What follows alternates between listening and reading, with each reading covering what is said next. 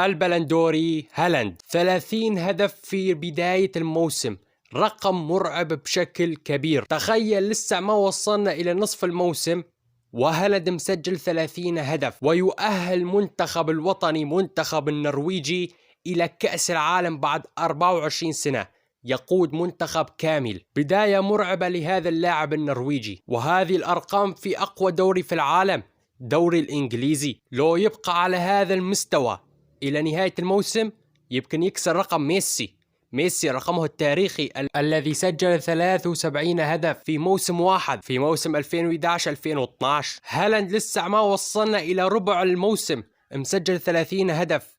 أي رقم يا هالاند، وأي بداية يا هالاند. يمكن يحقق الحذاء الذهبي والكرة الذهبية، ولكن أهم شيء أن يبقى على هذا الأداء المرعب. يعني في كل مباراة يسجل هدف إلى هدفين، ماكينة بشرية في كرة القدم. وبكل الوضعيات هالاند يسجل لك أهداف، بالرأس، بالرجل اليمين، باليسار، بكل الطرق هالاند يسجل أهداف.